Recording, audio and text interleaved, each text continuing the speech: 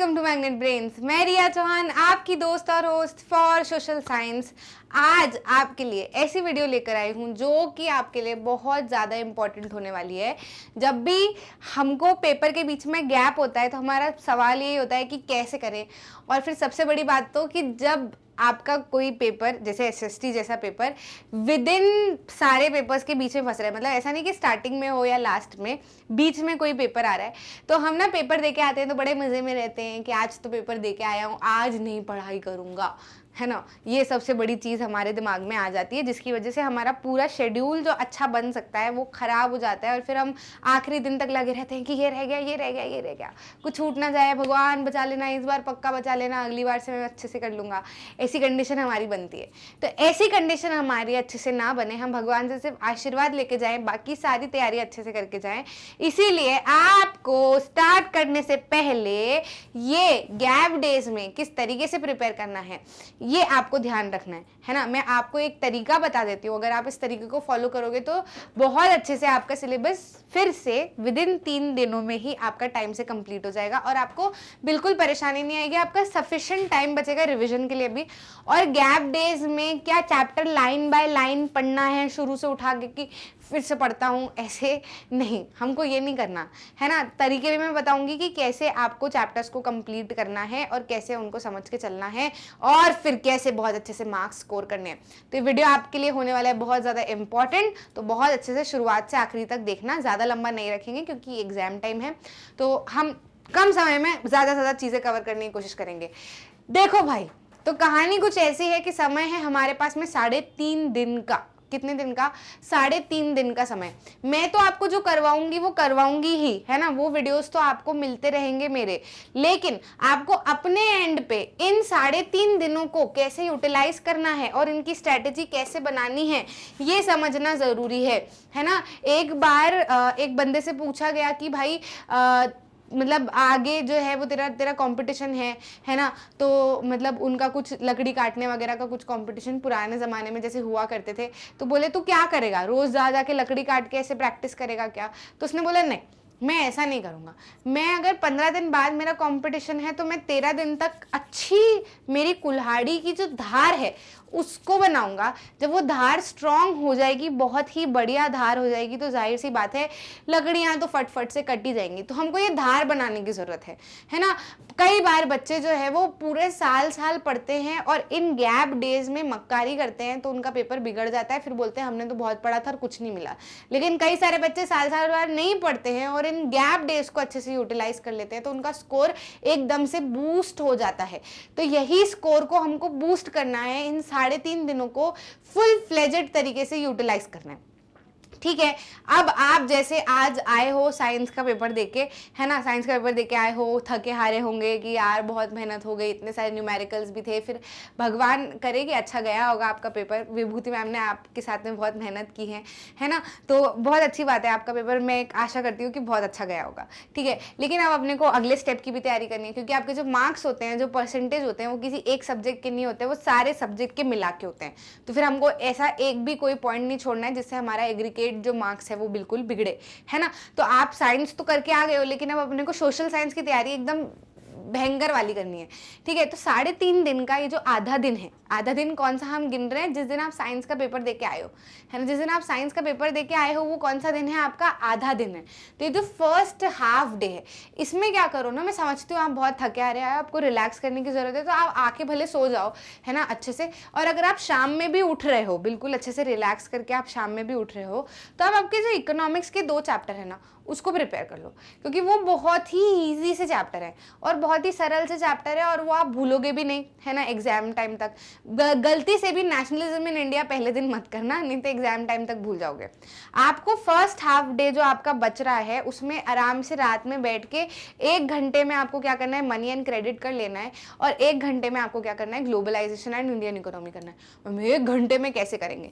तो उसका मैं आपको सिंपल सा तरीका और ट्रिक बताती हूँ। अब ये जो एग्जाम टाइम है, जब भी मैं आपको कह रही हूँ कि आपको ये चैप्टर कवर करना है तो आपको अब लाइन बाय लाइन चैप्टर पढ़ने की ज़रूरत नहीं है। मैं ऐसी उम्मीद कर रही हूँ कि आप मेरे साथ में शुरुआत से बने हुए हो और आपने अच्छे से चैप्टर्स को कवर कर लिया है, और मान लो इन केस आपने नहीं भी किया है तो भी अब आपको लाइन बाय लाइन पढ़ने की ज़रूरत नहीं है। आप क्या करो, चैप्टर को उठाओ, बुक को उठाओ, ठीक है। अब आपने बुक उठाया, मनी एंड क्रेडिट वाला चैप्टर खोला है ना, उसमें आपको क्या देखना है कि ये वाले टॉपिक में क्या बोल रहे हैं, है ना, ये ऐसा बोला है, ठीक है। जैसे सबसे पहले शू मेकर वाली कहानी बताई गई है ना, कि शू मेकर है, बार्टर सिस्टम है, डबल कोइंसिडेंस ऑफ वॉन्ट्स है। तो इसमें एक एक दो दो नंबर के जो भी क्वेश्चन बन सकते हैं उसको फटफट से रिवाइज कर लिया, ठीक है। दूसरे टॉपिक के ऊपर आए, आपने पेज टर्न किया और फिर उसके बाद में आपने देखा कि किस किस चीज़ों के बारे में बात की जा रही है। तो जैसे आपको यहाँ पे बोला है कि करेंसी है ना, डिपॉजिट विद बैंक्स, तो करेंसी के ऊपर से क्या क्वेश्चन आ सकता है कि कोई भी डिनाई नहीं कर सकता है ना, मनी जो है वो वाइडली एक्सेप्टेड है हमारी कंट्री में, तो वो रीजंस देख लो फटाफट हिंदी में बोल के कि ये रीजंस है ना। उसके बाद में डिपॉजिट विद बैंक्स में चेक की डेफिनेशन अपन ने देख ली है ना। फिर उसके बाद में जो है वो लोन एक्टिविटी ऑफ बैंक में पूरी लोन एक्टिविटी ऑफ बैंक फट से रिवाइज कर ली कि ऐसा ऐसा ऐसा ऐसा होता है, इधर से पैसे देता है, इतना % अपने पास में रखता है, बाकी जो है वो लोन के लिए दे देते हैं, फिर इतना इंटरेस्ट रेट आता है।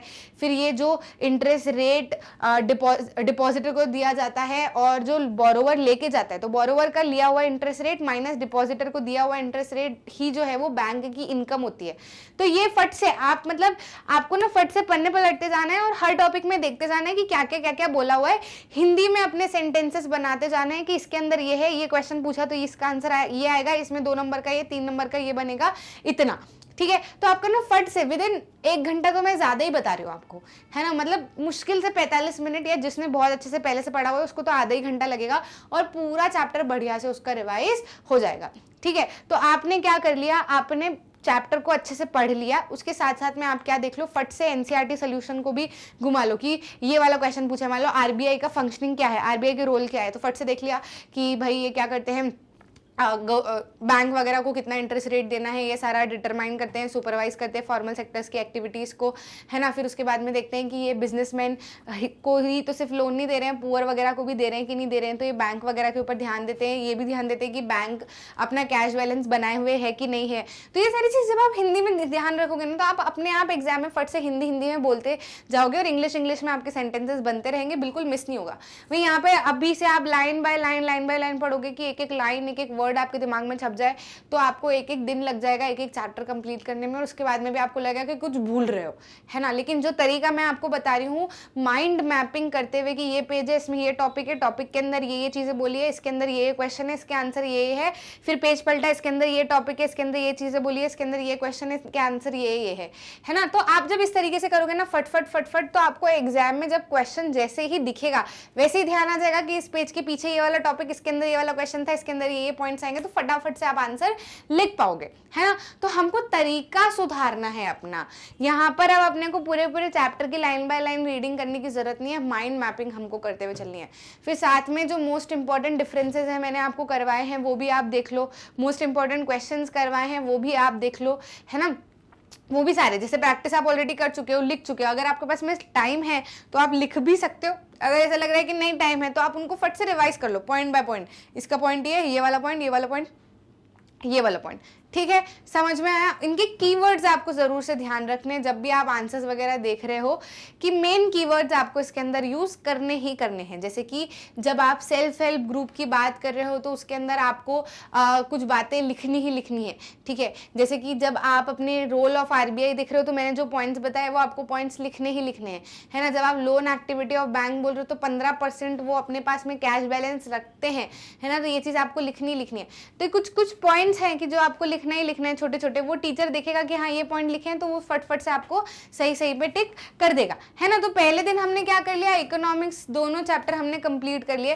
पहले दिन मेहनत कर लो, अगले वाले दिन आपके अपने आप फ्लो में हो जाएंगे। अगर आपने पहले दिन मक्कारी करी तो फिर आपको अगले 3 दिन एकदम घिस रगड़ के काम करना पड़ेगा, फिर एग्जाम के 1 दिन पहले आपको रात तक जगना पड़ेगा, फिर सुबह नींद नहीं खुलेगी। ऐसा नहीं करना हमको, इसलिए हमको पहले ही दिन पढ़ लेना है। दोपहर में अच्छी नींद ले लो, आप साइंस का पेपर दे के आके फालतू टाइम पास मत करो, अच्छे से सो जाओ, शाम को उठो और उसके बाद में ये दोनों चैप्टर्स अच्छे से कवर कर लो। फिर जो अगला दिन होता है, जो अगला पहला पूरा दिन हमारे पास में है, ये फर्स्ट हाफ था, अब फर्स्ट डे कैसे बोल रही हूँ कि पूरा दिन अपने पास है ना। ये जो पूरा दिन अपने पास है, इसमें ज्योग्राफी के दोनों चैप्टर और आउटकम्स ऑफ डेमोक्रेसी, छोटा सा चैप्टर है आउटकम्स ऑफ डेमोक्रेसी, तो इन तीनों चैप्टर्स को कर लो, है ना। ऐसे भी कर सकते हो कि सुबह, दोपहर और शाम, सुबह एक चैप्टर कर लिया, दोपहर में एक चैप्टर कर लिया, शाम को एक चैप्टर कर लिया, आराम से हो जाएगा, बिल्कुल प्रॉब्लम नहीं आएगी। तरीका वही रखना है जो हमने इकोनॉमिक्स का तरीका रखा है, वैसे ही तरीका रखना है। बस आज आपके पास में एक्स्ट्रा समय रहेगा, प्लस साथ में आप ये भी कर सकते हो कि जब आप अगले दिन ज्योग्राफी उठा रहे हो उसके पहले एक बार फिर से इकोनॉमिक्स को रिवाइज कर लो, क्योंकि वो आपने एक दिन पहले पढ़ा हुआ है। Revision is must, revision is must. जब भी आप एक दिन पहले जो चैप्टर्स कंप्लीट करोगे, फिर अगले दिन नया चैप्टर उठाओगे, तो उसके पहले पुराने चैप्टर्स को आपको फट से वापस से रिवाइज कर लेना है और उसके बाद में आगे बढ़ना है, नहीं तो फिर पुराना भूल जाओगे, है ना। अगले दिन क्या करना है, ज्योग्राफी आपने उठाया तो ज्योग्राफी में भी वही माइंड मैपिंग, हर पेज में देखना है क्या टॉपिक है, क्या क्वेश्चन पूछे जा सकते हैं, क्या आंसर हम लिख सकते हैं, दूसरा पेज फटाफट। और जब आप इस तरीके से करते हो ना, आपके अंदर एनर्जी बनी होती है, पर धीरे धीरे हाँ दिस इज एंड दिस का आंसर दिस, फिर आप खो जाते हो, फिर आप घूम जाते हो, फिर आपको पढ़ाई में भी मजा नहीं आता है, फिर आप सोचते हो क्या पढ़ना है, जाने देता हूँ, कुछ नहीं रखा जिंदगी में, ऐसा। लेकिन जिस तरीके से मैं आपको पढ़ने को बोल रही हूँ ना कि ये पेज इसके अंदर ये बोला, इसके अंदर ये क्वेश्चन है, इसके अंदर ये क्वेश्चन है, जब आप जोर जोर से बोल के करते हो तो आपके अंदर एनर्जी भी बनी होती है और जो आप पढ़ रहे हो वो ध्यान भी आपके अंदर भी जाता है, ठीक है, फोकस भी बना होता है आपका। क्लियर। तो अच्छे से आपका बढ़िया से चैप्टर जो है वो कंप्लीट होते जाएंगे। ज्योग्राफी देख लिया आपने दोनों chapter, life lines of national economy और मैन्युफैक्चरिंग इंडस्ट्रीज। फिर उसके बाद में आपने आउटकम्स ऑफ डेमोक्रेसी भी देख लिया, उसके फिलोसॉफिकल क्वेश्चंस कुछ आपने देख लिए, है ना। तो ये भी हमारा क्या हो जाएगा, बढ़िया से कवर हो जाएगा। डिफरेंसेस देख लो, मैप वर्क देख लो साथ ही साथ में, मतलब जैसे सुबह आपने मैन्युफैक्चरिंग इंडस्ट्रीज उठाया तो उसका जो मैप वर्क आ रहा है वो भी साथ में सॉल्व कर लिया बाय द एंड। कुछ 10-15 मिनट लगेंगे, ज़्यादा से ज़्यादा 10-15 मिनट हो जाएगा, है ना। साथ में life lines of national economy के भी जो भी हैं वो भी हमने अच्छे से देख लिए, बस खत्म, ठीक है। उसके बाद में हम आए सेकेंड डे, मतलब जो सेकेंड हमारे पास में पूरे का पूरा दिन है, तो उसमें हमने क्या किया, नेशनलिज्म इन इंडिया और पॉलिटिकल पार्टीज किया, ठीक है। सुबह से बैठे भले शाम तक नेशनलिज्म इन इंडिया कर लो, क्योंकि 10 मार्क का क्वेश्चन हमको इसमें से आने वाला है ना। 10 मार्क का वो 2, 3, 5 नंबर के दें, है ना, या 2, 5 नंबर के दे दें, वो फिर वी डोंट नो, है ना, सैम्पल पेपर के हिसाब से तो फिर वो चीज़ अलग ही है। लेकिन फिर भी हमको नेशनलिज्म इन इंडिया को अच्छे से कवर करना है, ऐसे कवर करना है कि हमको ध्यान रहे, क्योंकि डायरेक्ट हमारे 10 मार्क इस चैप्टर में से बन रहे हैं, है ना। तो नेशनलिज्म इन इंडिया आराम से शाम तक कर लिया, इसका मैप वर्क भी अच्छे से कर लिया। इसमें भी सेम माइंड रीडिंग करनी है। क्या करना है, ये पेज में ये चीज़ें बोलिए, या शुरुआत से मैंने आपको एक पूरा क्रोनोलॉजिकली कहानी सुनाई है। एक वीडियो है how to remember dates of nationalism in India, Riya ma'am के नाम से, या मैग्नेट ब्रेन्स पे आप सर्च कर सकते हो वो वाला वीडियो। तो उसमें क्या रहेगा, आसानी से ना मैंने पूरी क्रोनोलॉजिकल ऑर्डर बताया है कि किस कहानी के बाद में क्या हुआ था, ठीक है। तो एक क्रोनोलॉजिकल ऑर्डर अपने दिमाग में पूरी हिंदी शांत बैठ के किताब को बंद करना, और पूरी इसके बाद में ये गांधी जी आए, गांधी जी के बाद में रॉलेट एक्ट, गांधी जी आए, गांधी जी के बाद में सत्याग्रह, फिर रॉलेट एक्ट, फिर जलियांवाला बाग, फिर उसमें जो जो भी इंसिडेंट्स हुए हैं वो भी आप रिवाइज करते चलना आखिरी तक के।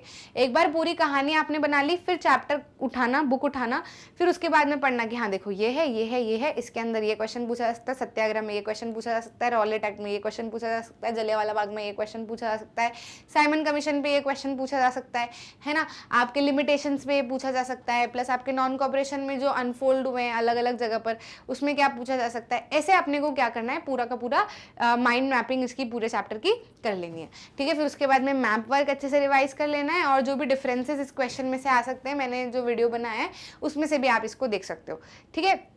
तो आपका नेशनलिज्म इन इंडिया अच्छे से कवर हो जाएगा, और साथ में पॉलिटिकल पार्टीज भी ऐसे ही कर लेना। फंक्शंस देख लेना, नेसेसिटी देख लेना, डेफिनेशन देख लेना, कंपोनेंट्स देख लेना, जो सजेशंस हैं वो देख लेना, एफर्ट्स हैं जो वो देख लेना, नेशनल पार्टी का क्राइटेरिया देख लेना, स्टेट पार्टी का क्राइटेरिया देख लेना। बस यही आपका क्या है, पूरा पॉलिटिकल पार्टीज है। तो बस आप मतलब इस तरीके से, मतलब मैंने ना 20 मिनट रिविजन वीडियोस बनाए हैं, तो आप चाहो तो उनको भी बाय द एंड, जैसे आपने पूरा का पूरा ऐसे माइंड मैपिंग बुक खोल के आपने देख ली है ना, पूरी माइंड मैपिंग खुद से कर ली, फिर उसके बाद में वो 20-20 मिनट के रिविजन वीडियोस देख लिए, तो मतलब ना एकदम पॉलिशिंग हो जाएगी आपके पूरे चैप्टर पे। कोई भी नहीं रोक सकता आपको एकदम फुल मार्क्स लाने से, सारा आपका अच्छे से कवर हो जाएगा। अब मतलब देखो, आप सेकेंड डे पे ही आपका क्या हो गया, पूरा सिलेबस कंप्लीट हो गया, है ना, है ना। 2.5 दिन में आपने क्या कर लिया, आपका पूरा सिलेबस कंप्लीट कर लिया। अब आपके पास में बचेगी 13 तारीख, है ना। 13 तारीख को आपको क्या करना है, आपका सिलेबस जो थ्योरेटिकल पार्ट है वो पूरा कंप्लीट कर लिया है आपने, तो आप मैप वर्क देख लो सारे के सारे इकट्ठे, है ना, चैप्टर वाइज नहीं, इकट्ठे मैप वर्क देख लो, क्योंकि एग्जाम में आपको इकट्ठा ही पूछा जाएगा, ठीक है। ऐसा नहीं बोलेंगे कि इस चैप्टर में से पूछा है, इकट्ठी मार्किंग कर ली। मोस्ट इंपॉर्टेंट क्वेश्चंस जो मैंने दिए हैं वो देख लिए, है ना। सैम्पल पेपर एक बार सॉल्व जरूर से कर लेना लास्ट दिन, है ना। पूरा बैठना, पूरा 2 घंटे का समय देना, सैम्पल पेपर निकालना। सैम्पल पेपर है, मैंने उसके ऊपर वीडियो भी बना हुआ है, आंसर भी डिस्कस किए हुए हैं। अगर आपको ऐसा है कि वीडियो में तो आपको आंसर्स भी दिख ही जाएंगे, तो आप एक बार सैम्पल पेपर CBSE की वेबसाइट पे जाना, वहाँ सीधे लिख देना class 10th sample paper social science term 2, ठीक है। तो आपका सैम्पल पेपर CBSE की वेबसाइट से आपको मिल जाएगा, ठीक है। तो आप सैम्पल पेपर उठाना और सैम्पल पेपर को 2 घंटा ईमानदारी से पूरा सॉल्व करना, ठीक है। फिर उसके बाद में मार्किंग स्कीम से उसको चेक कर लेना, या मेरा वीडियो खोल लेना सैम्पल पेपर वाला। तो बहुत टाइम पहले जब टर्म 2 की बात शुरू हुई थी तब आया था सैम्पल पेपर, तो हमने वो बनाया हुआ है सैम्पल पेपर का वीडियो, तो वो आप अच्छे से देख लेना और क्रॉस चेक कर लेना अपने आंसर्स, थोड़ा सा कॉन्फिडेंस आएगा। और चांसेस है कि सैम्पल पेपर में से भी कई बार डायरेक्ट क्वेश्चंस आ जाते हैं, तो सैम्पल पेपर हमको मिस नहीं करना है ना। क्विक माइंड मैपिंग फिर से चैप्टर वाइज कर ली, 20 मिनट रिविजन वीडियोस फिर से हमने देख लिए, प्रीवियस ईयर क्वेश्चंस हमने देख लिए सारे चैप्टर्स के, फिर चैप्टर बाय चैप्टर ये चैप्टर उठाया, ये पूरा दिन, ठीक है, फटाफट से, ठीक है। तो आपका ना पूरा अच्छे से एकदम बढ़िया से कंप्लीट हो जाएगा। बस मैं वापस से कह रही हूँ कि लाइन बाय लाइन पढ़ने मत बैठ जाना, this is not the right time, है ना। कुछ नया भी मत उठाना, जो ऑलरेडी आपने पढ़ा हुआ है उसी को अच्छे से रिवाइज करते रहना। और हाँ, वीडियोस में कह सकती हूँ कि आप या तो 1 शॉट वीडियो देखना चाहो 2 क्रॉस स्पीड पे, तो वो भी आप देख सकते हो। अगर आपको रीडिंग या माइंड मैपिंग करने में प्रॉब्लम आ रही है तो आप 2 क्रॉस स्पीड से 1 शॉट वीडियो देखोगे तो उसमें भी आपका कवर हो ही जाएगा, है ना। मतलब जो भी टीचर आपको अच्छा लग रहा है वो आप देख लो, 2 क्रॉस स्पीड पे देख लो, तो एकदम बढ़िया से आपको पूरा का पूरा सही तरीके से। कई बार हम खुद से पढ़ते तो हो सकता है कुछ गलत इंटरप्रेट कर लेते हैं, तो अगर आपको ऐसा लग रहा है कि खुद से आते तो बहुत ही अच्छी बात है, लग रहा है कि कुछ डाउट्स रह जाएंगे, हो सकता है गलत कर दूं, तो 1 शॉट वीडियो देख, पर 1 शॉट ही देखना है। ऐसा नहीं कि फोन निकाला है तो फिर कहीं और ही बीच बीच में चले गए हैं, फिर सोच रहे हैं कि कल का दिन तो और है, परसों का दिन तो और है, नरसों का दिन तो और है, कर लूंगा करके आखिरी दिन आ गया और रात तक जगना पड़ रहा है। ऐसा नहीं करना है। मैंने आपको एक दिन पहले तक इसीलिए सारा कंप्लीट करने के लिए बोला है, ताकि आप जो है एक दिन पहले ही अपना सिलेबस कंप्लीट कर लो, फिर यहाँ पे इतना जो भी आपका हो जाए उसमें रात में फिर खाना खाओ और समय से सो जाओ, फिर सुबह समय से उठ जाओ, अच्छे से ब्रेकफास्ट लो, मम्मी पापा का आशीर्वाद लो, सारी स्टेशनरी अरेंज करो, बैग में है कि नहीं है, आपका एडमिट कार्ड अरेंज कर लो, है ना, पेन की इंक वगैरह अच्छे से देख लो चल रहा है नहीं चल रहा है ना, ड्रेस वगैरह आपका अच्छे से कर लो, पानी की बॉटल, ग्लूकोज आपको लेना है तो वो ले लो, तो आपके पास में समय रहेगा बाकी सारी चीज़ों के लिए भी। आखिरी टाइम तक आंसर पढ़ते रह जाओगे तो फिर गड़बड़, फिर शांति से जब सारा काम हो जाएगा फिर से कॉपी खोलिए, और जो मेन हमको लग रहा है कि यार लास्ट मिनट पे कि ये क्वेश्चन भी अपने को देख लेना चाहिए, तो फिर वो आप देख लो, है ना। आखिरी तक बैठने की गलती बिल्कुल भी मत करना। मेरी कुछ फ्रेंड्स थे जो कि यूजुअली मैं आखिरी तक बैठे रहती थी, ठीक है। तो मैं आपको गलती बता रही हूँ, अपने को नहीं करनी ऐसी गलती। मेरे को हमेशा ऐसा लगता था कल का दिन और कर लूँगी, कल का दिन और, ऐसा नहीं करना है। मेरी फ्रेंड है परिधि, तो वो क्या करती थी, वो मतलब जब मेरा आखिरी दिन तक बचा होता था ना, मैं उसको रात में फ़ोन करती, वो बढ़िया से कर पुरा के सो जाती थी। वो एक दिन पहले मेहनत कर लेती थी, जिस दिन पेपर दे के आए हैं उस दिन, है ना, उस दिन एक सब्जेक्ट वो अच्छे से पूरा कंप्लीट कर लेती थी, तो फिर यहाँ पे उसको आराम से अच्छा आराम मिल जाता था और वो एक्स्ट्रा चीज़ें कवर कर पाती थी, ठीक है। तो अपने को वो बनना है ना। अच्छी स्ट्रैटेजी लगी और इसीलिए मैं आपके साथ में शेयर कर रही हूँ कि अपन जब गलतियाँ करते हैं तो उन गलतियों से सीखना चाहिए, है ना। तो प्रोक्रेस्टिनेट नहीं करना है, कल कर लेंगे, परसों कर लेंगे, नरसों कर लेंगे। अभी आप ये टाइम टेबल फॉलो करो, बहुत अच्छे से आपका बन जाएगा। कुछ इंपॉर्टेंट टिप्स है जो अपने को ध्यान रखनी है कि ये जो 10 से 1 का टाइम है, आपका पेपर 10:30 से 12:30 के बीच में होता है ना, तो डेली हर दिन 10 से 1 में आपको आंसर राइटिंग करनी ही करनी है। मतलब ऐसा कि आपको उस टाइम इंटरवल में डेली पढ़ना ही पढ़ना है, आपका कंसंट्रेशन एकदम पीक पे होना चाहिए, तभी एग्जाम वाले दिन भी आपका कंसंट्रेशन उस समय पे पीक पे रहेगा। इस समय पे बिल्कुल भी नहीं सोना है, भले आप रात में कितनी बजे सोए। और मैं तो कह रही हूँ कि रात में अब पढ़ना एग्जाम टाइम पे बंद कर देना, फिर वो पूरा रूटीन बिगड़ जाता है। फिर दोपहर भर हम सोते रहते हैं, फिर दिन भर हमको नींद आ रही होती है, सोचते हैं रात भर पढ़े और रात में भी कुछ पढ़ते नहीं है, फिर फ़ोन चलाने लगते हैं, पता है। होता है ना। तो अपने को समय से और दिन में क्या डर भी होता है कि मम्मी पापा देख रहे हैं, आ जाएंगे, तो उस डर के मारे में भी हम पढ़ लेते हैं। रात में सब सो जाते हैं, ऐसा लगता है कि हाँ हम तो सुबह उठेंगे, मम्मी बोलेगी बच्चा तो रात भर पढ़ा था, बेटा सो जा। तो ऐसा नहीं करना है, अपने को खुद से ईमानदार रहना है ना। और इस टाइम इंटरवल में तो सुबह हमको पढ़ना ही पढ़ना है, जितने क्वेश्चन सॉल्व कर सकते हो उतने क्वेश्चन सॉल्व करना ही करना है। साथ ही में लास्ट दिन के लिए सिलेबस पेंडिंग नहीं रखना है। कोशिश ये करना है कि लास्ट दिन के एक दिन पहले ही आपका सिलेबस जो है वो कंप्लीट हो जाए, और लास्ट दिन आप जो भी इंपॉर्टेंट क्वेश्चंस हैं, प्रीवियस ईयर क्वेश्चंस है, सैम्पल पेपर है, डिफरेंसेस है, मैप वर्क है, इन्हीं को सॉल्व करो, है ना, अच्छे से सारे चैप्टर वाइज। और माइंड मैपिंग जो है वो मस्ट है, and do not right more than word limit, ये भी हमको ध्यान रखना है। कई बार पेपर में हम क्या करते हैं कि आता है ये क्वेश्चन तो 2 नंबर का है भले से, लेकिन आता है तो हम बहुत सारा शुरुआत में ही जमा के धीरे धीरे बहुत सोच के लिखने बैठ जाते हैं। फिर क्लास में कोई एक आध बच्चा टाइम पास करवा देता है तो उसमें ध्यान देने लगते हैं, फिर आखिरी में हमारा टाइम जो है वो बचता नहीं हमारे पास, है ना। तो हमको ऐसा नहीं करना है, हमको अच्छे से बढ़िया से शुरुआत से स्पीड पकड़ के चलनी है, वर्ड लिमिट के हिसाब से आंसर लिखना है, ध्यान रखना है क्वेश्चन नंबर का भी। ये जो आंसर हम लिख रहे हैं उसका क्वेश्चन नंबर हमने राइट डाला है कि नहीं डाला है, नहीं तो क्वेश्चन नंबर को डाल देते हैं, आंसर किसी और क्वेश्चन का लिख रहे होते हैं तो फिर वो कट जाएगा, है ना। ऐसा हमको नहीं करना है बिल्कुल भी। कुछ कीवर्ड्स है इंपॉर्टेंट, वो भी हमको लिखते हुए ही चलना है हर आंसर के अंदर, ऐसे मन से कुछ भी भाषा मत लिख के आ जाना, ठीक है। और बाकी जो भी इंपॉर्टेंट टिप्स है, ट्रिक्स है, तो चैनल के साथ में बने रहना है अपने को, और ध्यान देते रहना है कि क्या क्या कुछ नया बताया जा रहा है।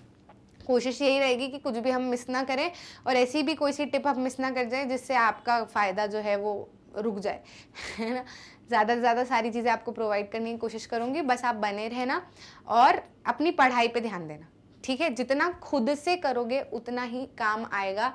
दूसरे के ऊपर डिपेंड होके या बहुत ज़्यादा फ़ोन चला के या बहुत ज़्यादा फ़ोन में इंगेज होके कि ये इसका लाइव, इसका वो, ये देख लेता हूँ, कुछ नहीं, कुछ नहीं। अपनी ईमानदारी से रिटेन अपने को करना है तो अपनी बुक खोलो, है ना। ज़्यादा से ज़्यादा 1 शॉट 20 मिनट रिविजन ये देखना है तो आप वो देख लो, और अपने साथ में बैठो, खुद के साथ में खुद को लेके बैठो, दिमाग अपना पूरा किताब में रखो। 1 घंटा 2 घंटा जितना भी आप पढ़ रहे हो उसमें पूरा का पूरा ग्रैस्प करने की कोशिश करो, ठीक है। बहुत बहुत दिन भर तक भी पढ़ने की ज़रूरत नहीं है, पर जितना भी पढ़ रहे हो उतना फोकस के साथ में पढ़ो कि भूलो ना। क्लियर, इतना सफिशिएंट है। अच्छे से पढ़ाई करना, all the very very very best. बहुत अच्छे से पेपर दे के आना, एकदम चक दे फट्टे नाम रोशन करना है, ठीक है। अच्छा लगा तो लाइक करना, शेयर करना अपने दोस्तों के साथ में, और चैनल को सब्सक्राइब जरूर करना ताकि आप ऐसे कोई भी इंपॉर्टेंट वीडियो मिस ना कर जाओ। मिलते हैं अगले वीडियो में।